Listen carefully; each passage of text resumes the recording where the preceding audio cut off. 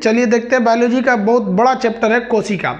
तो कोशिका के बारे में हम लोग अध्ययन करते हैं। कोशिका को इंग्लिश में बोला जाता है सेल, हालांकि कोशिका का टेक्निकल नाम होता है साइटो। अब इस साइटो का अध्ययन करिएगा तो हो जाएगा साइटोलॉजी। तो कोशिका को जब भी बायोलॉजी में पढ़ा जाएगा तो सेल नहीं कहा जाएगा, सेल इसका इंग्लिश नाम है, बायोलॉजिकल नाम होता है साइटो। साइको नहीं, साइको माने पागल होता है। साइटोलॉजी क्या हो जाएगा, इसका अध्ययन।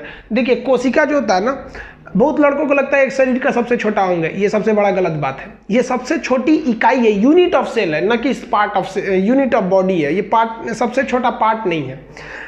ये हम लोग आप खुद ही समझ जाएंगे कि सबसे छोटा अंग और सबसे छोटी इकाई में अंतर क्या होता है।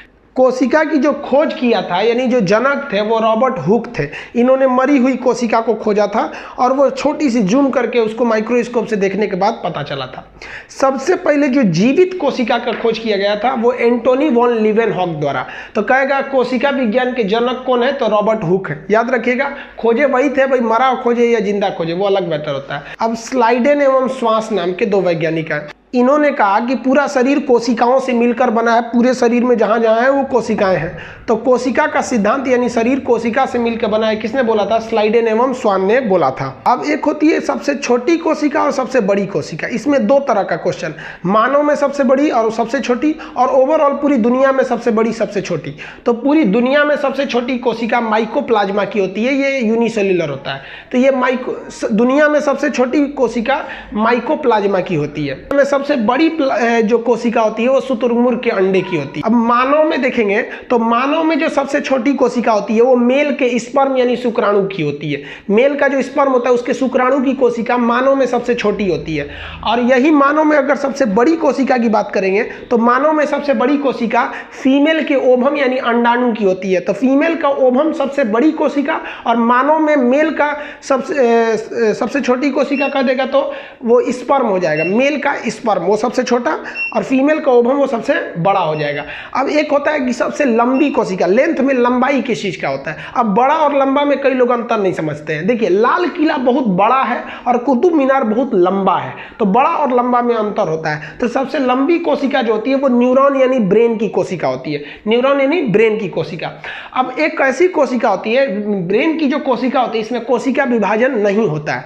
कोशिका विभाजन मतलब क्या होता है कि एक कोशिका टूटकर दो नई कोशिकाओं का निर्माण कर लेती है। जैसे मान लीजिए यहाँ कहीं एक कोशिका मर गई तो वहाँ खाली जगह हो जाएगा, तो बगल की कोशिका विभाजन कर जाएगी और 1 से 2 में बनेगी। तो देखिए 1 से 2 बन गई तो एक जो विभाजन हुआ है वो अपना जगह एक रख लेगा और जो मर गया एक उसका जगह पे चला जाएगा। तो क्षतिपूर्ति हो सकती है। जो ब्रेन की कोशिकाएं होती है ना, न्यूरॉन सेल, इसमें कोशिका विभाजन होता ही नहीं है। इसलिए अगर आपके ब्रेन के अंदर चोट लग गया ना तो वो ठीक नहीं होने वाला है। यहाँ मारिए तो ऊपर ठीक है चलेगा, और तेज मार दीजिए फूट जाएगा, चमड़ा खून निकलेगा सही है, और हड़ाहे मार दीजिए हड्डी फूट जाएगा ठीक है, और अगर हुमच दिए ना तो चला गया वो ब्रेन के अंदर, अब वो ठीक नहीं होने वाला है। इसलिए पुलिस ना आपको कहती कि बबुआ तू हेलमेट पहन, क्योंकि इसमें कोशिका विभाजन सेल डिवीजन नहीं होता है। एक बार लगा ना तो हमेशा के लिए डिलीट हो जाओगे, रिसाइकिल बिन में भी नहीं मिलोगे। समझ में गया। अब बात करते हैं सबसे तेज विभाजन कहाँ होता है। जहां विभाजन नहीं वह जगह टूटने फूटने के बाद ठीक नहीं होगा, और जहां विभाजन सबसे तेजी से होगा वहां पर बहुत जल्दी टूट फूट को रिकवर किया जा सकता है। तो सबसे तेज कोशिका विभाजन लीवर होता है। हम ये लीवर में भी बता दिए थे बहिर्स्रावी ग्रंथि नाम के चैप्टर में। लीवर जो होता है, अगर लीवर को काट दीजिएगा ना तो अपने से ठीक हो सकता है। तो क्वेश्चन भी पूछता है वह कौन सी कोशिका है जो अपने क्षतिपूर्ति को स्वतः ठीक कर सकती है, यानी क्षतिग्रस्त कोशिकाओं को ठीक कर सकती है, तो वो लीवर कर सकता है। और ब्रेन में कोशिका विभाजन नहीं होता है। समझ में आ गया। यहाँ बड़ा छोटा ओवरऑल में है और यहाँ बड़ा छोटा मानव में है। अब बात करते हैं कोशिका का मेन अध्ययन चालू करते हैं। जैसे देखिए अगर आप किसी ईंट को जोड़ते जाइएगा तो वो दीवार बन जाएगा। अब दीवार में तो ऐसा नहीं है केवल ईंट ही लगता है, सीमेंट भी लगता है, मसाला भी लगता है, बालू भी लगता है, लेकिन केवल ईंट का भी खड़ा कर सकते हैं, थोड़ा सा दीवार कमजोर हो जाएगा। तो मेन यहाँ देखिए ईंट को जोड़ेंगे तो क्या बन गया, दीवार। कई सारे दीवार को जोड़ेंगे तो क्या बन जाएगा, एक रूम बन जाएगा, कमरा। और रूम को सिस्टमेटिक सजा देंगे तो बन जाएगा घर। इसी तरह हमारा ह्यूमन बॉडी भी है। आप कोशिका को जोड़िएगा तो बन जाता है टिश्यूज यानी उत्तक। कोशिका को जोड़ेंगे क्या बनेगा, टिश्यूज यानी उत्तक। और उत्तक को जोड़िएगा तो वो बन जाएगा अंग। जैसे हाथ पर एक अंग है, आंख भी अंग है, जीभ भी अंग है, तो ये सब उत्तक है। सब हड्डी भी एक अंग है, वो भी उत्तक है। अब इन अंगों को जोड़ देंगे तो पूरा का पूरा क्या बन जाएगा, शरीर बन जाएगा। समझ में आ गया आप लोग को कोशिका, ये इतना चीज, इसका आप एक स्क्रीनशॉट लीजिए आप। फिर हम अभी इसी पार्ट में हम आपको समझाते हैं अन्य कोशिकाओं के बारे में। देखिए हम कोशिका के पार्ट्स को हम लोग देखना चालू करते हैं। कोशिका के अंग यानी कोशिकांग किसे कहते हैं, तो सबसे पहले आती है कोशिका झिल्ली, इसको इंग्लिश में हम कहते हैं मेम्ब्रेन। इसका दूसरा नाम होता है प्लाज्मा झिल्ली। ये एक झिल्ली के समान होती है और इसी के अंदर सभी कोशिका के अंग होते हैं, चाहे वो माइटोकॉन्ड्रिया हो, न्यूक्लियस हो, गोल्गी बॉडी हो, कोई भी अंग हो, सभी के सभी इसी के अंदर रहते हैं। इसकी विशेषता समझिए, ये पादप यानी प्लांट सेल में भी पाए जाते हैं और जंतु यानी एनिमल सेल में भी पाए जाते हैं। हम हो गए बकरी, जानवर, घोड़ा, गधा, ये जितने जानवर हैं जो चल फिर सकते हैं इन्हें हम लोग कहते हैं जानवर, और जो एक जगह खड़े होकर खाली हिल डुल करते हैं उन्हें कहते हैं पादप। जैसे पेड़ पौधे वो एकदम हिल डुल करेंगे, वो क्या हो गया, पादप हो गए। समझ में गया। बकरी क्या हो गई, जंतु हो गई। हम लोग क्या हो गए, जंतु हो गए। तो ये जंतु में भी पाया जाता है और किस में पाया जाता है, पादप में भी पाया जाता है। ये किस चीज का बना होगा, तो प्रोटीन का बना होता है। ये झिल्ली है, कोई भी चीज इसी में रखा रहता है। जैसे आप देखते हो सामान खरीदने जाइएगा तो आलू, थोड़ा सा प्याज, नमक, मिर्चा जो भी ले जाते हैं एक तो झिल्ली में दे देता है। उसी तरह ये कोशिका का झिल्ली है, उसके अंदर बहुत सारी चीजें रहते हैं। ये कोशिका के सभी अंग इसी झिल्ली में रहते हैं। समझ में आ गया आप लोग को। अब आप कभी गौर किए होंगे, अगर आप जाइएगा तो कहिएगा 10 रुपए का आलू दे दीजिए, तो एक तो झिल्ली में दे देगा। 5 रुपए का प्याज, 2 रुपए का मिर्चा, धनिया पत्ती, कुछ ले लीजिएगा इसी में, तो एक तो झिल्ली में दे देगा। और अगर उसी में ज्यादा चीज ले लीजिएगा ना तो डबल झिल्ली लगा देगा। देखें इस चीज को। तो जो कोशिकाएं थोड़ी बड़ी होती है ना उनमें डबल झिल्ली होता है। तो डबल झिल्ली किसमें होता है, तो वो दोहरी झिल्ली को हम क्या कहते हैं, कोशिका भित्ति या सेल वॉल कहते हैं। आप ध्यान दीजिए, सेल वॉल जो होता है वो केवल पेड़ पौधों में पाया जाता है। जैसे आपसे कहेंगे कि दोहरी झिल्ली किस में लगाई जाती है, तो भारी सामान में, हल्के सामान में तो एक ही झिल्ली लगेगी। समझ आया ना। तो पहली झिल्ली को क्या कहते हैं, कोशिका झिल्ली या मेम्ब्रेन। ये तो सब में रहेगा, जंतु हो या पादप हो। लेकिन दोहरी झिल्ली जो होती है, कोशिका भित्ति, वो केवल किसमें पाई जाती है, पादप यानी प्लांट में। ये इसी झिल्ली के बाहर होती है। ये जो कोशिका भित्ति होती है यानी दीवार होती है, ये कोशिकाओं को सुरक्षा प्रदान करती है और आकार प्रदान करती है। जैसे हम लोग अपनी कोशिकाओं की सुरक्षा कपड़ा से कर लेते हैं, जानवर बाल से कर लेते हैं, पेड़ पौधे अपने किससे करते हैं, कोशिका भित्ति से करते हैं। उनके पीछे एक छाल जो झिल्ली होती है, कोशिका भित्ति से करते हैं। ये कोशिका भित्ति सेलुलोज की बनी होती है। इसलिए पेड़ पौधों से कुछ भी चीज बनाइएगा, पूछेगा कि इसमें क्या पाया जाता है, तो सीधा मारिए सेलुलोज। हमारा जो कपड़ा है ये कपास से बना है, रुई से, वो भी पेड़ है, तो इसमें भी सेलुलोज। जो कागज बनता है वो भी पेड़ से बनता है, तो उसमें भी सेलुलोज। जो नोट छापा जाता है वो भी कागज से बनता है, सेलुलोज। समझ में गया। हाँ, अगर कह देगा कि जीवाणु का किसका बना होता है, तो पेप्टिडोग्लाइकेन का बना होता है। कवक का किसका बना होता है, तो कवक का बना होता है काइटिन का। इसका हम पीडीएफ आपको डिस्क्रिप्शन में दे दिए हैं, आप वहां से ले लेंगे, इस सब का पीडीएफ मिल जाएगा। यहाँ हम धीरे धीरे लिखेंगे तो ज्यादा टाइम लॉस हो जाएगा, तो आप पीडीएफ में ले लीजिएगा। तो देखिए, अगर कहेगा कि जंतुओं में क्या पाया जाता है, तो भैया कोशिका झिल्ली, पादपों में भी कोशिका झिल्ली, तो कोशिका झिल्ली दोनों में, लेकिन कोशिका भित्ति केवल पेड़ पौधों में। समझ में आ गया आप लोग को। ये सुरक्षा तथा आकार प्रदान करता है। इतना तो समझ गए। इसका एक स्क्रीनशॉट लीजिए, फिर और इसके पार्ट्स को हम समझाते हैं। देखिए, अब माइटोकॉन्ड्रिया के बारे में समझते हैं। इसको हिंदी में कहते हैं सूत्रकणिका। इसकी खोज अल्टमैन ने किया था। कभी कभी इसके खोजकर्ता पूछता है, खोज कहेगा तो अल्टमैन ने किया था। ये माइटोकॉन्ड्रिया में यहाँ एम से लिख दिए। इसका काम क्या होता है, देखिए, जब हम सांस लेते हैं तो आपको श्वसन तंत्र में बढ़ा दिए हैं कि हीमोग्लोबिन उस ऑक्सीजन को लेकर कोशिका में चला जाता है और माइटोकॉन्ड्रिया को दे देता है। ये माइटोकॉन्ड्रिया में जाके ऑक्सीजन क्या करता है, तो एक साइकिल चलाता है, एक चेन रिएक्शन करता है, जिसकी खोज क्रेब्स नामक विद्वान ने किया था। अतः उस चेन रिएक्शन को हम क्रेब्स साइकिल कहते हैं। तो कहेगा कि कोशिका के अंदर क्रेब्स चक्र कहाँ चलता है, तो कहाँ चलेगा, माइटोकॉन्ड्रिया के अंदर चलता है। समझ में आ गया कि नहीं आ गया, माइटोकॉन्ड्रिया के अंदर चलेगा। ये जो क्रेब्स चक्र है, इसके फलस्वरूप क्या बनते हैं, एटीपी बनते हैं। इसके फलस्वरूप एटीपी का निर्माण होता है और 38 एटीपी मिलकर एक ग्लूकोज को बना देते हैं और यही ग्लूकोज हमको ऊर्जा यानी पावर देता है। तो कहेगा कि ऊर्जा गृह किसे कहते हैं, तो माइटोकॉन्ड्रिया को। पावर हाउस माइटोकॉन्ड्रिया, शक्ति गृह माइटोकॉन्ड्रिया, सब यही होता है। कहेगा कि माइटोकॉन्ड्रिया में कौन सा चक्र चलता है, तो क्रेब्स चक्र। कहेगा कोशिका के अंदर ऑक्सीजन को लेकर श्वसन का काम कौन करता है, तो ये कौन करेगा बाबू, माइटोकॉन्ड्रिया। एक और क्वेश्चन कहता है कि माइटोकॉन्ड्रिया की आंतरिक दीवारों को क्या कहते हैं, उसे हम लोग कहते हैं क्रिस्टी। क्या कहेंगे, क्रिस्टी। आंतरिक दीवार को हम क्रिस्टी कहेंगे। समझ में आ गया। तो अब बताइए, हमारे शरीर में चारों ओर कोशिका है, जीभ में भी कोशिका है, उंगली में भी है, हाथ में, पैर में, हर जगह कोशिका है और हर जगह माइटोकॉन्ड्रिया है, क्योंकि कोशिका जहां रहेगा उस कोशिका के अंदर माइटोकॉन्ड्रिया रहेगी। अब आपको तो समझ में आ गया होगा कि भैया कोशिका सबसे छोटा नहीं होता है, क्योंकि इसके अंदर तो खुद ही ये सब चीज़ है सब। तो देखिए, कोशिका के अंदर जो माइटोकॉन्ड्रिया है ऊर्जा बनाता है। अब एक बात बताइए, मेरे पैर में भी कोशिका है, जीभ में भी है, सब जगह है। एक बात बताइए, जो आदमी दौड़ रहा है, धावक है, उसको सबसे ज़्यादा पैर में ऊर्जा की जरूरत है। अब जैसे हम मान लीजिए आपको पढ़ा रहे हैं तो हमारी सबसे ज़्यादा ऊर्जा जीभ को जरूरत है, वो करेगा। कोई मान लीजिए सिलाई कर रहा है या बैडमिंटन खेल रहा है तो हाथ में ज़रूरत है, जबकि बन रहा है हर जगह, किसी को ज़रूरत है किसी को नहीं है। तो ये बहुत डिसबैलेंस हो गया। जैसे हम यहाँ खड़े होकर पढ़ा रहे हैं, हमारा जीभ है इतना बड़ा, अब इस जीभ की कोशिका बना रही है क्या चीज़, माइटोकॉन्ड्रिया की मदद से ऊर्जा बना रही है, और हम 1 घंटा पढ़ा दिए तो ये जीभ ऐसे चलते चलते चलते चलते इसका खत्म हो जाएगा। अब ये चलने छोड़ देगा, करेगा, इसे चलना ही छोड़ देगा। और जबकि हम चुपचाप खड़े हैं, ज़्यादा चल नहीं रहे हैं, तो पैर इतना बड़ा है, उसमें कोशिकाएं ज़्यादा होंगी, ऊर्जा ज़्यादा बनेगा। तो एक आदमी चाहिए ना जो पूरा ऊर्जा को खखोर के लेके आए, कहाँ तक, जीभ तक, कि भैया इसको ज़्यादा काम है, इसको दे दो। तो एक आदमी ऊर्जा के परिवहन के लिए चाहिए कि जहां ऊर्जा कम है वहां से लेके जहां ज्यादा जरूरत है वहां पहुंचा दे। इस परिवहन करने वाले का नाम क्या है, गोल्जी ऑपरेटस यानी गोल्जी बॉडी। इसकी खोज कैमिलो गोल्जी ने किया था, इसलिए इसी के नाम पर हो गया। इंग्लिश हिंदी दोनों इसका गोल्जी ऑपरेटस यानी गोल्जी काय होता है।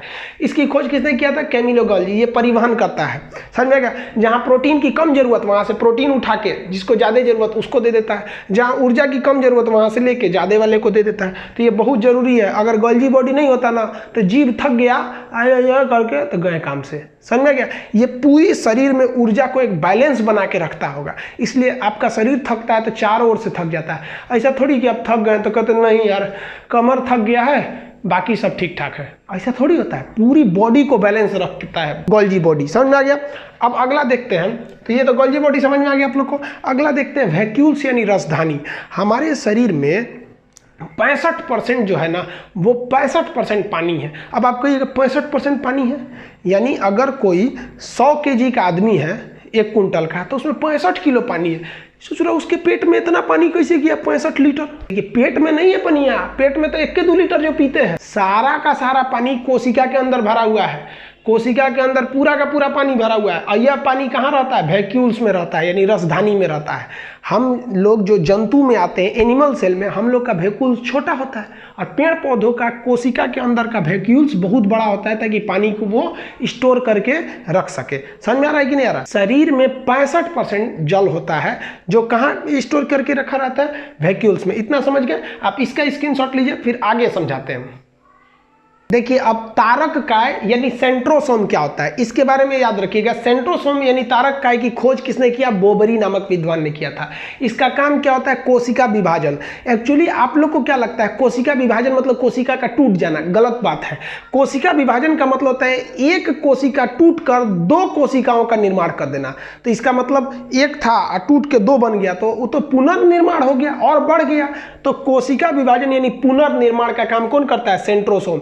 ये सेंट्रोसोम सबसे ज्यादा पाया जाता है लीवर में, इसीलिए लीवर की कोशिकाएं धड़ाधड़ अपना पुनर्निर्माण कर लेती हैं। और ये सेंट्रोसोम नहीं पाया जाता है ब्रेन यानी न्यूरॉन में, ब्रेन में नहीं पाया जाता है, इसलिए ब्रेन टूट फूट होता है तो जल्दी ठीक नहीं होता है। अब याद रखिए, अगर ये कोशिका विभाजन बहुत तेजी से हो गया ना तो उसी को कहते हैं कैंसर। कैंसर कोई बीमारी नहीं है, uncontrollable cell division in any part of body is known as cancer. तो किसी भी जगह पे अनकंट्रोल कोशिका विभाजन हो जाएगा तो उसे क्या कहते हैं, कैंसर कहते हैं। समझ में आ गया। अब एक बात बताइए, कहां पर कोशिका विभाजन नहीं होता है, न्यूरॉन में। न्यूरॉन कहां पाया जाता है, ब्रेन में। न्यूरॉन कहां पाए जाएंगे, अगर कहेगा न्यूरॉन कहां पाया जाएगा तो न्यूरॉन पाया जाता है ब्रेन में। यहां कोशिका विभाजन नहीं होता है, तो इसका मतलब ब्रेन में तो कैंसर ही नहीं होना चाहिए, फिर भी ससुरा कैंसर का हो जाता है। ब्रेन ट्यूमर बोलते हैं ना ब्रेन के कैंसर को। क्यों, तो देखिए, जो ब्रेन होता है इस ब्रेन में 90% न्यूरॉन पाए जाते हैं जिसमें कोशिका विभाजन नहीं होता है, लेकिन इसी ब्रेन में 10% गिलियल सेल पाया जाता है, और उस गिलियल सेल में यह सेंट्रोसोम उपस्थित रहता है। तो यही सेंट्रोसोम ब्रेन के 10% वाला भाग यानी गिलियल सेल को कंट्रोल के बाहर विभाजन कर देगा तो ब्रेन में भी क्या हो सकता है, कोशिका विभाजन तेजी से हो जाएगा, ब्रेन कैंसर हो जाता है। तो ब्रेन कहेगा किस चीज से बना है, तो 90% न्यूरॉन सेल और 10% गिलियल सेल। न्यूरॉन सेल में कैंसर नहीं होता है, लेकिन गिलियल सेल में कैंसर हो जाता है और पूरे ब्रेन को लेके चला जाता है। तो अब आई होप आप सेंट्रोसोम समझ में आ गया होगा। अब समझते हैं हम लोग अंतः प्रदत्त जालिका यानी एंडोप्लाज्मिक रेटिकुलम, शॉर्टकट में इसे ER कहते हैं। शॉर्टकट में क्या कहते हैं, ER। अंतः प्रदत्त जालिका कोशिका के अंदर एक कंकाल का काम करता है। जिस तरह आपके घर में पिलर होते हैं, बीम दिए गए रहते हैं, उसी तरह कोशिका के अंदर पिलर दिए गए हैं ताकि कोशिका पचके नहीं, पचक जाएगा तो दिक्कत हो जाएगा। तो यह आंतरिक कंकाल का काम करता है और आंतरिक सहायता देने का काम करता है। कौन, एंडोप्लाज्मिक रेटिकुलम, ER जिसे कहते हैं अंतः प्रदत्त जालिका। अंतः प्रदत्त जालिका जो होती है ये 2 प्रकार की होती है। ध्यान से समझिएगा कितने प्रकार की होती है, 2 प्रकार की। इसी का 2 पार्ट होता है, प्रकार नहीं होता है। एक हिस्सा खुरदुरा होता है और एक हिस्सा एकदम प्लेन होता है। तो जो प्लेन होता है उसे कहते हैं स्मूथ ER। ER मतलब एंडोप्लाज्मिक रेटिकुलम। तो ये पूरा एंडोप्लाज्मिक रेटिकुलम है। जहां प्लेन है, एकदम चिकना है, तो उसे क्या कहते हैं, स्मूथ। अब ये स्मूथ वाला क्या बनाता है, तो वसा बनाता है। वसा मतलब चर्बी, एकदम तेल, चर्बी। तो चर्बी एकदम स्मूथ रहता है कि नहीं, चिकना रहता है। तो स्मूथ वाला क्या बनाएगा, वसा बनाता है। समझ में आ गया। स्मूथ एंडोप्लाज्मिक, यहाँ लिख दिए हैं smooth endoplasmic reticulum, smooth ER क्या बनाता है, वसा। अब देखिए जनरली कहा जाता है कि जो रफ एंडोप्लाज्मिक रेटिकुलम है, यह रफ एंडोप्लाज्मिक रेटिकुलम प्रोटीन बनाता है। रफ एंडोप्लाज्मिक रेटिकुलम प्रोटीन का निर्माण करता है। यह बात सही है, लेकिन आधा सही है। देखिए रफ वाला खुरदुरा हुआ क्यों, रफ हुआ क्यों, क्योंकि इसके ऊपर छोटे छोटे धब्बे पाए गए थे जिन्हें हम कहते हैं राइबोसोम। क्या कहते हैं, राइबोसोम। और यही राइबोसोम प्रोटीन बनाते हैं। चूंकि यह राइबोसोम इस रफ वाले की ओर है, इसलिए हम ये कहते हैं कि प्रोटीन का निर्माण रफ साइड से होता है। लेकिन रफ वाला करता नहीं है, रफ साइड से प्रोटीन का निर्माण होता है, लेकिन रफ साइड में प्रोटीन का निर्माण राइबोसोम करता है। समझ आ गया आप लोग को राइबोसोम का काम क्या होता है। अब हम राइबोसोम के बारे में समझते हैं कि 70S 80S क्या होता है। इसका एक स्क्रीनशॉट लीजिए, हालांकि आपको डिस्क्रिप्शन में इसका PDF भी है, आप वहाँ PDF ले लीजिएगा। देखिए अब राइबोसोम के बारे में समझते हैं। राइबोसोम का नामकरण वगैरह के बारे में रॉबिन्सन का भी नाम आता है, हालांकि इसके खोजकर्ता पैलाडे थे। राइबोसोम का काम क्या होता है, यह राइबोसोम आप बता देंगे आपको एंडोप्लाज्मिक रेटिकुलम के रफ वाले पार्ट पे पाया जाता है और यह प्रोटीन का निर्माण करता है। राइबोसोम यह राइबोसोम एंडोप्लाज्मिक रेटिकुलम पे ही पाया जाता है और रफ साइड में, और प्रोटीन का निर्माण करता है, जिस कारण इसको हम प्रोटीन की फैक्ट्री कहते हैं। समझ में आ गया, प्रोटीन की फैक्ट्री कहते हैं। आप माइटोकॉन्ड्रिया समझ गए, गोल्गी बॉडी समझा दिए आपको, वैक्यूल समझा दिए, सेंट्रोसोम समझा दिए, ER समझा दिए, राइबोसोम। देखिए राइबोसोम को 2 भाग में बांटते हैं according to sedimentation coefficient. Sedimentation coefficient का मतलब एक तरह से कहिए कि आकार को बताता है, कौन बड़ा है कौन छोटा है। और सेडिमेंटेशन कोफिशिएंट के आधार पर हम आकार का निर्धारण देखकर साइज के हिसाब से नहीं करते, बल्कि एक लिक्विड यानी एक फ्लूइड में 2 चीजों को डाल देते हैं। जो पहले नीचे गिर गया हम ये मान लेते हैं कि वो बड़ा है सेडिमेंटेशन कोफिशिएंट के आधार पर। आई होप आप समझे होंगे कि सेडिमेंटेशन कोफिशिएंट किसका ज्यादा है। अगर साइज में बड़ा है तो वो सेडिमेंटेशन कोफिशिएंट के हिसाब से नहीं बड़ा है, जल में डालने पर या द्रव में डालने पर कौन जल्दी नीचे गया, सेडिमेंटेशन कोफिशिएंट के हिसाब से वो बड़ा है। तो सेडिमेंटेशन कोफिशिएंट के हिसाब से राइबोसोम 2 प्रकार का होता है। एक होता है 70S, S यहां सेडिमेंटेशन कोफिशिएंट को दर्शाता है, और एक होता है 80S। अब आप बताइए बड़ा कौन होगा, 80S वाला। 70S वाला छोटा होता है, 80S वाला बड़ा होता है। ये छोटा वाला प्रोकैरियोटिक में पाया जाता है और बड़ा वाला यूकैरियोटिक में पाया जाता है। एक्चुअली कोशिका चैप्टर बहुत बड़ा है और एक ही पार्ट में हम हर टाइप को नहीं पढ़ पाएंगे। हम इसके सेकेंड पार्ट में आपको अंतर समझा देंगे प्रोकैरियोटिक और यूकैरियोटिक। समझ में आ गया। आप बस इतना समझिए, जिन्हें आप बिना माइक्रोस्कोप से देख सकते हैं वो यूकैरियोटिक होते हैं। एक जनरल सा यही धारणा समझ जाइए, और जिनको देखने के लिए आपको माइक्रोस्कोप लगाना पड़ गया वो प्रोकैरियोटिक में चले आते हैं। आप ये जनरली समझिए इस पार्ट में। सेकेंड पार्ट में हम आपको एकदम डिटेल से समझाएंगे कि प्रोकैरियोटिक क्या है और यूकैरियोटिक क्या है। तो बताइए प्रोटीन फैक्ट्री किसे कहेंगे, राइबोसोम। कितने प्रकार का, 2, 70S छोटा, 80S बड़ा। खोजकर्ता पैलाडेनेट किए थे। समझ में आया? अब अगला समझते हैं हम केंद्रक यानी न्यूक्लियस। केंद्रक या न्यूक्लियस क्या होता है? यह कोशिका का एक बहुत बड़ा अंग होता है और पूरे कोशिका को कंट्रोल करके यही रखता है। सबको कहता है रे सही से काम कर, माइटोकॉन्ड्रिया ऊर्जा बनाओ, गोल्गी बॉडी चल इधर उधर सामान ढो, वैक्यूल्स पानी रखो, सेंट्रोसोम विभाजन करो, राइबोसोम प्रोटीन बनाओ, सबको समझाता है सब ठीक ठाक से। कौन? न्यूक्लियस। न्यूक्लियस जो होता है इसकी खोज सबसे पहले रॉबर्ट ब्राउन ने किया था। न्यूक्लियस की खोज किसने किया? रॉबर्ट ब्राउन ने किया। इसे हम लोग कोशिका का ब्रेन कहते हैं, ब्रेन ऑफ सेल, और इसे कंट्रोलर भी कहते हैं। इसके अंदर क्रोमोसोम पाया जाता है, क्रोमोसोम के अंदर डीएनए आरएनए और जीन वगैरह पाए जाते हैं। इसका चैप्टर अलग होता है, डीएनए और आरएनए का, वो चैप्टर अलग आएगा, उसमें हम समझाएंगे। समझ में गया? अब कहेगा केंद्रक के अंदर क्या क्या पाए जाते हैं, तो देखिए प्रोटीन 80% पाया जाता है और डीएनए 10% और बाकी 10% में अन्य तत्व रहते हैं। तो प्रोटीन कितना परसेंट रहेगा? 80% और डीएनए 10%। कोशिका का brain nucleus, protein factory ribosome, परिवहन गोल्गी बॉडी और ऊर्जा गृह माइटोकॉन्ड्रिया। ये समझ रहे हैं आप लोग? इसको एक प्रिक लीजिए, इसका एक स्क्रीनशॉट लीजिए, फिर अभी समझाते हैं आगे इसके आगे आपको। देखिए अब लाइसोसोम के बारे में समझते हैं। ये बहुत इंपॉर्टेंट टॉपिक है। इसकी खोज डी डुबे ने किया था। लाइसोसोम की खोज डी डुबे ने किया। इसके अंदर एक बहुत ही शक्तिशाली पावरफुल हाइड्रोलाइटिक एंजाइम यानी जल अपघटक एंजाइम पाया जाता है, जो किसी भी कोशिका के अंग पर पड़ गया ना तो उसको जला के खत्म कर देगा, यानी पचा के रख देगा उसको। अब जैसे मान लिया ये लाइसोसोम है। लाइसोसोम का काम क्या है? इसके अंदर जल अपघटक एंजाइम पाए जाते हैं। ये क्या करता है? कोशिका के अंदर सफाई का भी काम करता है। कैसे? कि मान लिया कि माइटोकॉन्ड्रिया काम नहीं कर रहा, अच्छा से काम नहीं करेगा ना, तो बुलाएगा माइटोकॉन्ड्रिया को, रे इधर आ रे, तेरा काम क्या है? ऊर्जा बनाना ना, काहे नहीं बना रहा है? कहेगा कि मन नहीं है।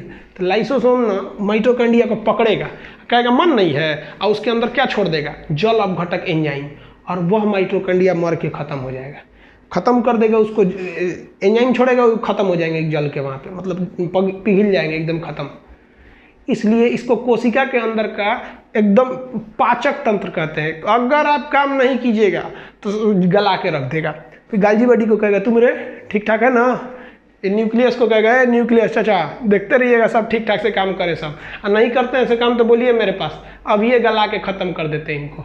बहुत खतरनाक होता है लाइसोसोम, इसी के डर से सब काम अच्छा से करते रहते हैं सब। समझ में आया? कभी कभी कोशिका के सभी अंग ना काम करना बंद कर देते हैं, कहते हैं कि नहीं करेंगे हम काम। क्या कर लोगे लाइसोसोम? इधर से वैक्यूल्स बोलता है हम भी नहीं करेंगे, वो कहता है हम भी नहीं करेंगे, हम भी नहीं करेंगे, इंकलाब जिंदाबाद। लाइसोसोम कहता है ससुरा इंकलाब जिंदाबाद। लाइसोसोम खुद को फाड़ देता है, और जब लाइसोसोम खुद को फाड़ता है तो पूरा जल अपघटक एंजाइम इसके अंदर से निकलकर पूरी कोशिका के अंगों पे लग जाते हैं और पूरी कोशिका मर जाती है। पूरी कोशिका नहीं मरेगी, जिस कोशिका के अंदर का लाइसोसोम फटेगा वो कोशिका मर जाएगी, बाकी शरीर में तो रहेंगे ही।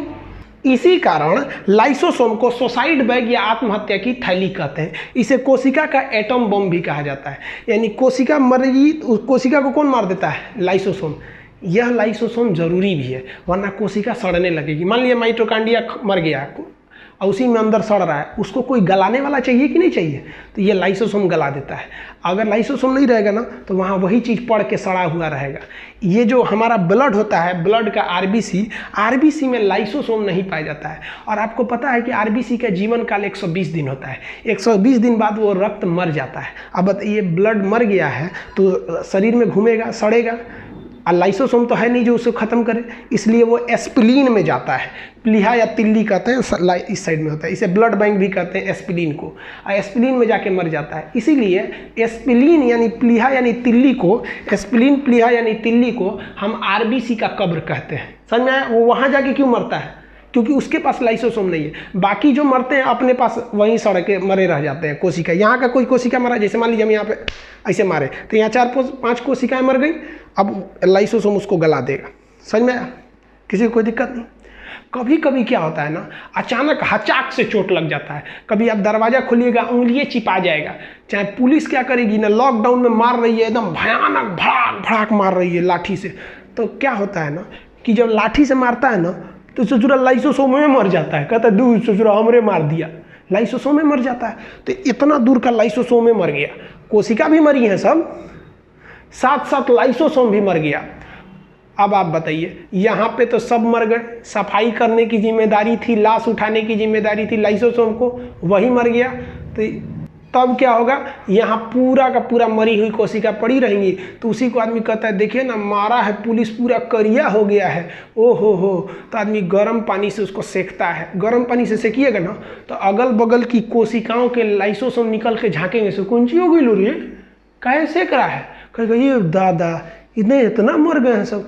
तो सब तनी तनी छिड़क देगा सब अपना बगल में का। तो देखिएगा ना, एक हफ्ता में छिड़क के धीरे धीरे अपनी कोशिका को देख लेंगे सर, हमारे यहाँ कोई दिक्कत नहीं ना है, और उधर छिड़क के धीरे धीरे खत्म कर देंगे सर। तो काला दाग हट जाएगा। समझ में आ गया कि नहीं आ गया?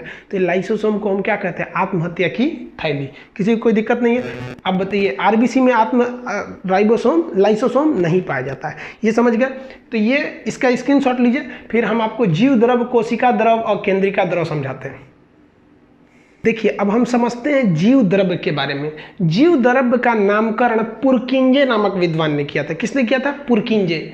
ये जीव द्रव में 80% जल होता है और यह कलरलेस होता है। अब ये जीव द्रव क्या होता है, एक बात बताइए। मान लिया इस बैग है, इस बैग में लोटा, थरिया, गिलास, चम्मच, एन तेन बहुत ज़्यादा चीज़ है, और इस बैग को हम लाद के दौड़ेंगे तो ठन ठन ठन ठन बोलेगा, डिस्टर्ब होगा, फूट फाट के पचक जाएगा यहाँ पर।